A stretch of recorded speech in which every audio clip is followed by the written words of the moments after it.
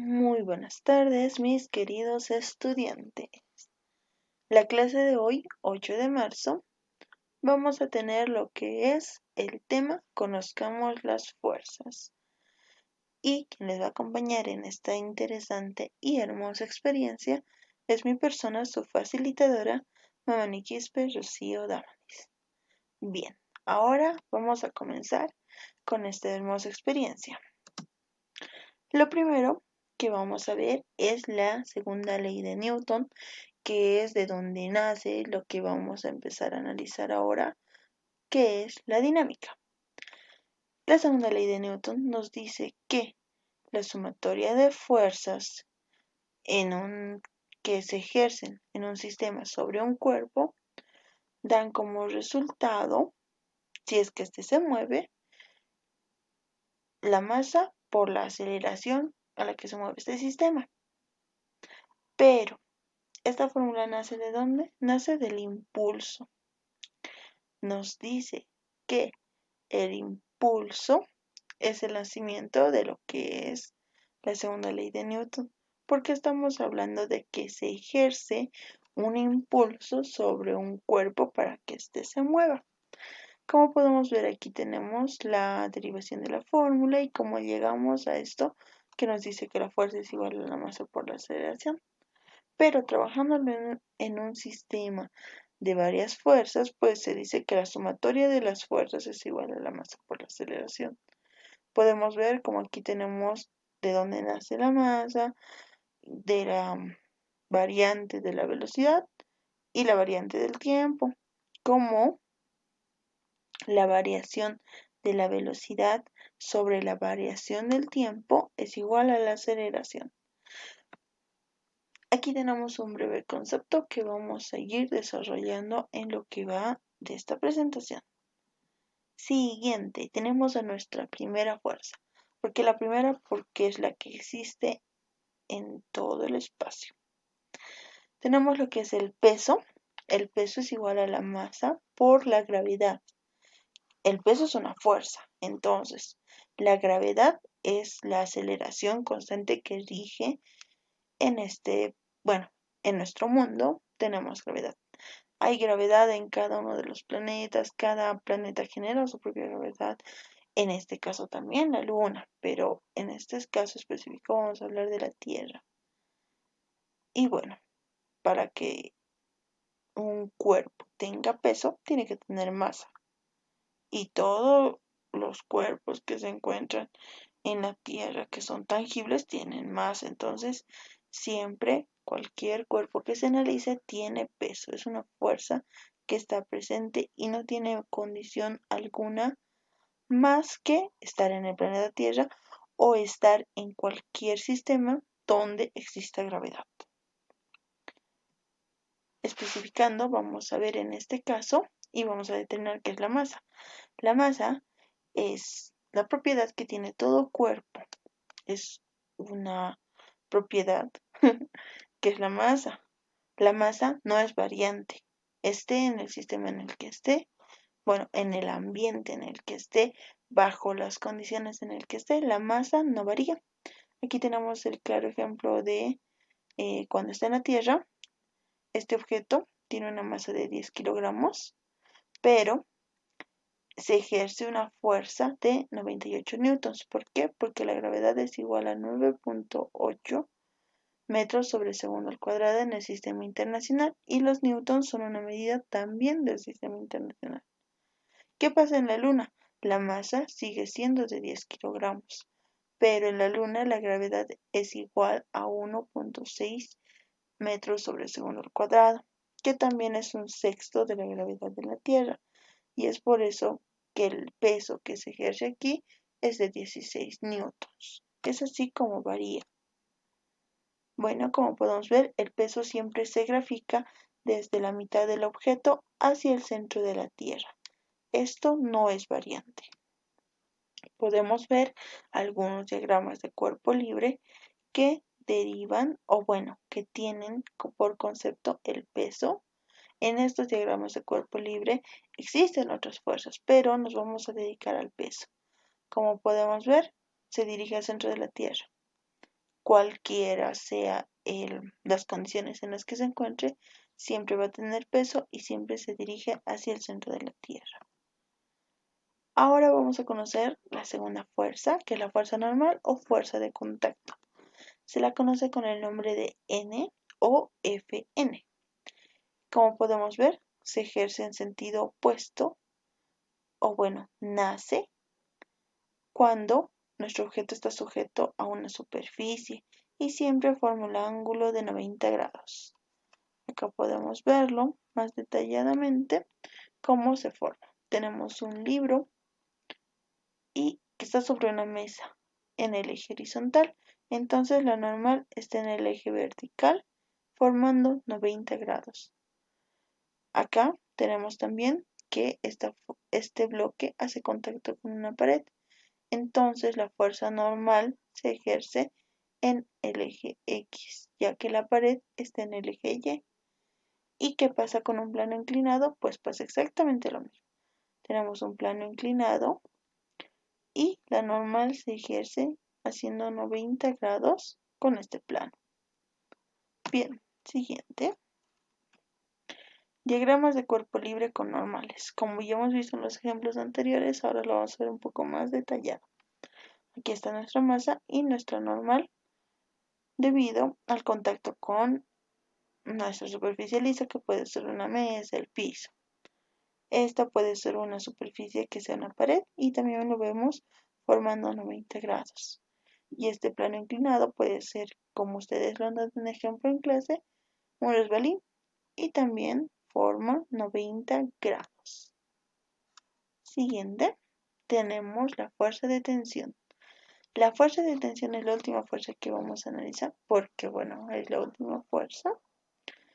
Esta se genera en cuerdas, cables, cadenas y todo lo que pueda jalar, a excepción de resortes. Los resortes tienen su propia fuerza, bueno, generan una energía diferente. No los analizamos.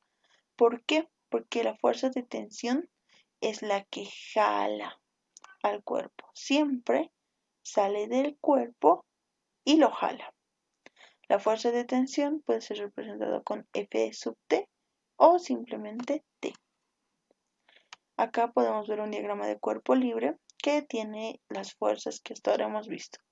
Como podemos ver, ambos bloques, la masa 1 y masa 2, tienen su respectivo peso. Con respecto a la normal, solo la masa 1 lo tiene porque está puesta sobre la superficie de la Tierra. Esta no, como vemos, no está en contacto con una superficie, entonces no tiene fuerza normal. La fuerza de tensión es la que sale del cuerpo y la jala, como podemos ver. Aquí tenemos la fuerza de tensión 1 y la fuerza de tensión 2, que también sale del cuerpo y lo jala. Un dato curioso es que como tenemos la misma cuerda en valor o en módulo, como lo queramos ver, T1 es igual a T2, pero son de sentidos diferentes. Y cuando hagamos análisis, esto lo tenemos que tomar muy en cuenta. Siguiente, ¿qué sucede con la fuerza de tensión en las poleas? Bien, vamos a ver primero el primer gráfico. Acá lo llamo resistencia, pero lo podemos llamar peso, porque la resistencia es el peso. Este objeto, por su propio peso, va a tender a caer. Pero aquí hay una mano que está haciendo una fuerza. Para que este objeto no caiga o no suba, se ejerce una fuerza. Y nos dice que la resistencia es igual a la fuerza. ¿Qué significa? Que el peso es igual a la tensión cuando se tiene una polea. ¿Qué pasa cuando se tiene un sistema de poleas como este, donde tenemos una polea móvil y una polea estable o estática?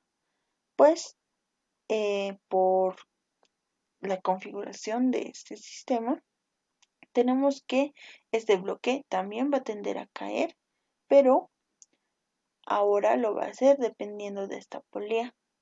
Y como tenemos una cuerda acá, la fuerza que requiere esta mano para evitar que este caiga o suba tiene que ser igual al peso que éste tiene o resistencia medios. ¿Por qué? Porque dependemos de las dos poleas que tenemos aquí y del sistemita que se ha armado. Es decir, que se necesita menos fuerza para hacer lo mismo que se hacía aquí. Y ahora vamos a ver un siguiente. Tenemos que la resistencia o el peso de este bloque está sujeto a dos sistemas de polea móvil y polea estática, como la vemos acá, y pueden ser más, pueden ser n sistemas así, como este que vemos acá. Entonces, la fuerza que requiere esta mano o la persona que está jalando esta cuerda para que este bloque no descienda ni ascienda y se quede en un punto estático, es que la fuerza que se ejerce o la tensión, como lo vamos a conocer a partir de ahora, es igual al peso sobre 2. Este 2 nace de aquí, como podemos ver es la mitad. Entonces esto es la mitad por n. Este es un sistema y este es n1. Este es otro sistema y sería n2. Entonces sería por 2 en este caso. Pero podemos ver este sistema repetido n veces y esto nos ayuda a pues ejercer menos fuerza y obtener mismos resultados. Viéndolo un ejemplo más claro, lo tenemos aquí. Este bloque tiene un peso de 100 newtons. Existen 100 newtons aquí y 100 newtons acá, en todo lo largo de una sola cuerda. Cuando tenemos una polea móvil, tenemos 100 newtons y la tensión de esta se divide 50-50, es decir, a mitades. Y lo mismo pasa en este bloque. Tenemos un peso de 1, le diremos, y aquí se divide la tensión en un medio, y como la misma cuerda, aquí también va a haber un medio. Y es así como podemos hallar la fuerza que tenemos en este punto final. La fuerza de rozamiento, me había olvidado de esta fuerza. Esta fuerza tiene una condición muy interesante que dice que solo va a existir cuando exista fricción en el contacto de una superficie y el bloque, o en el contacto de dos bloques también puede existir. Esta fuerza se opone al movimiento.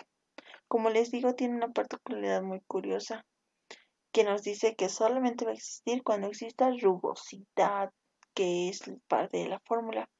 La fuerza de rozamiento o fuerza en contra es igual a constante de rozamiento por la normal. Es decir, que si no existe contacto, no existe normal. Y si no existe normal, no existe fuerza de rozamiento. La constante de rozamiento o de rugosidad, como es conocida, varía entre 0 y 1. Y esta constante, aunque al analizar sistemas dinámicos lo podemos denominar ideal y que sea igual a 0 y tengamos una superficie lisa, en el mundo real esto no existe. Siempre esta esta constante de rugosidad va a tener un valor que oscila entre 0 y 1. ¿Por qué? Porque no existe superficie completamente lisa en el universo. Hasta un vidrio tiene rugosidad. Bien, vamos a seguir viendo. Tenemos aquí algunos ejemplos de lo que es la fuerza de rozamiento. Algo que tienen que tener muy en cuenta es que la fuerza de rozamiento no se opone a una fuerza, en realidad se opone al movimiento. Como podemos ver en este ejemplo, si este bloque estuviera subiendo y el movimiento se hiciera hacia arriba, pues la fuerza de rozamiento existiría en sentido contrario. En cambio, si este bloque descendiera y su movimiento sería hacia abajo, por así decirlo, pues entonces la fuerza de rozamiento se daría hacia arriba, impidiendo este movimiento. Bien, eso ha sido todo por la clase de hoy. Hemos conocido estas fuerzas que son tan importantes y en la próxima semana nos vemos para hacer diagramas de cuerpo libre, conocer cómo hacerlo, cómo graficar los ejes y cómo poder hacerlo de manera práctica, sencilla y sin equivocarnos. Bien, muchas gracias por su atención. Nos vemos la próxima semana. Tengan un hermoso fin de semana y no se olviden que siempre deben repasar lo que hemos avanzado la semana anterior para estar súper listos para nuestra nueva clase.